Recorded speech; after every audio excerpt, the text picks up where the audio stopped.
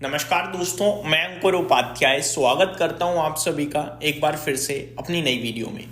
दोस्तों, आज बाजार में एक शार्प फॉल देखने को मिल रहा है। आई थिंक ये फॉल दो बड़े कारणों की वजह से, एक तो बाइंग की कमी, दूसरा एफआईआईज की थोड़ी हैवी सेलिंग और तीसरा एक्सपायरी का प्रेशर। और अगर आप इसमें एक इकोनॉमी वाइज कोई ट्रिगर जोड़ना चाहें तो वो जोड़ सकते हैं आप रुपए की कमजोरी, जिसके बारे में हम दिन के दौरान बात करेंगे, लेकिन पोस्ट मार्केट अभी मैं आप सभी के साथ बात करने वाला हूं कुछ स्टॉक्स के बारे में। अच्छा, इंटरेस्टिंग बात पता है क्या है? सुबह से मार्केट ब्रेथ हिलने को तैयार नहीं है एनएससी पे, और मार्केट इंडेक्स लेवल पे लगातार कमजोर हो रही है। मार्केट ब्रेथ अगर हिल रही है कहीं तो वो बीएससी रिलेटेड स्टॉक्स में, यानी कैश मार्केट के स्टॉक्स ऊपर नीचे ज्यादा कर रहे हैं।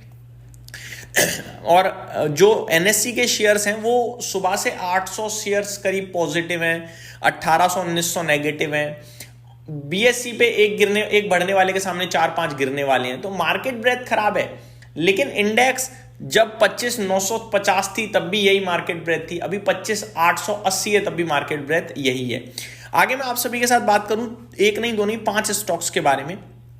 सबसे पहले सबसे ज्यादा जो आज परेशान कर रहा है इन्वेस्टर्स को वो है एक्सिस बैंक, क्योंकि बाकी के चार तो उठापटक करते ही रहते हैं। वो उनकी कोई ऐसी नहीं है कि हाँ यार ये क्यों गिर गया, लोग सोचेंगे कभी भी गिर सकते हैं।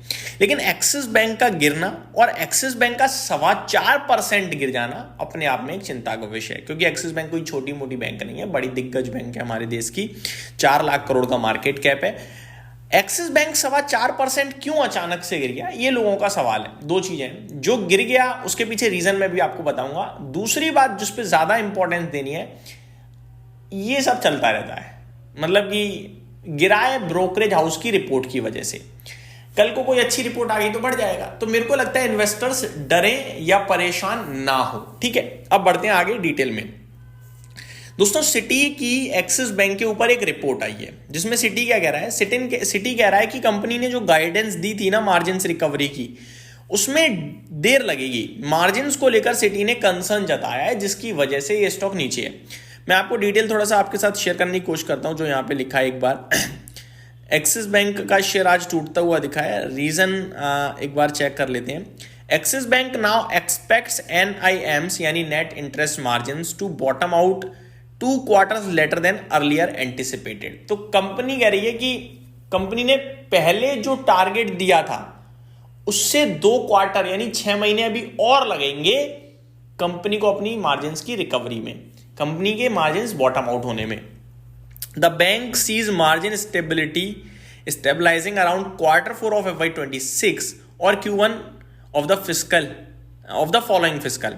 यानी कि कंपनी कह रही है कि या तो मार्च क्वार्टर तक बॉटम आउट हो जाएगा, या फिर जो उनका FY27 का फर्स्ट क्वार्टर होगा उसमें स्टेबलाइज हो जाएगा। अब कितना समय रह गया है? 5-6 महीने और रह गए हैं। 5-6 महीने और सही चले जान दो, क्या टेंशन लेनी।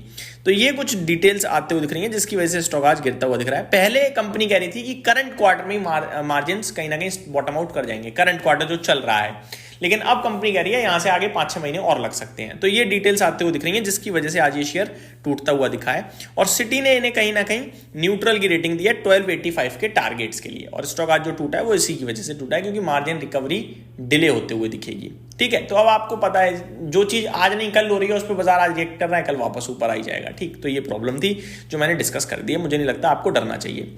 अगला स्टॉक है दोस्तों ट्रांसफॉर्मर एंड रेक्टिफायर्स, 4.5% नीचे है। ये स्टॉक वॉलेटाइल है, 2 दिन बहुत तेजी से भागा, नीचे से उछला, आज गिरता हुआ दिख रहा है। लेकिन गिरावट में वॉल्यूम्स बिल्कुल भी नहीं है। फॉर एग्जांपल अभी तक 1.5 करोड़ शेयर्स ट्रेड हुए हैं, जिसके मुकाबले कल 5 करोड़ ट्रेड हुए और परसों 6.25 करोड़ ट्रेड हुए। तो आज वॉल्यूम बहुत मिसिंग है। तो मेरे हिसाब से ना इसमें बाइंग बनती है ना इसमें सेलिंग बनती है, वेट करना बनता है। अभी 20 EMA के ऊपर निकल चुका है स्टॉक 2 दिन की तेजी के बाद। तो मैं कहूँगा थोड़ा सा इंतजार करें, सपोर्ट लेके दोबारा उछल भी सकता है, क्योंकि वॉल्यूम्स तो आज है नहीं गिरावट में, और जब तेजी थी तो बड़े वॉल्यूम्स थे। तो वेट करने के लिए कहूँगा। ओला इलेक्ट्रिक, इसमें मैंने डिटेल वीडियो अपने दूसरे चैनल पे बनाई है, अंकुर उपाध्याय SMA वाले पे। अगर आपने नहीं देखा तो प्लीज देखिए। शॉर्ट में मैं आपको सिर्फ इतना बताऊंगा, अगर आप तेजी करना चाहते हो तो 40 रुपए के जब ऊपर निकल जाए तभी करना, उससे पहले वीक है स्टॉक। 40 के ऊपर निकल के 38 रुपए का आपका स्टॉप लॉस बनेगा, आप तेजी कर सकते हो।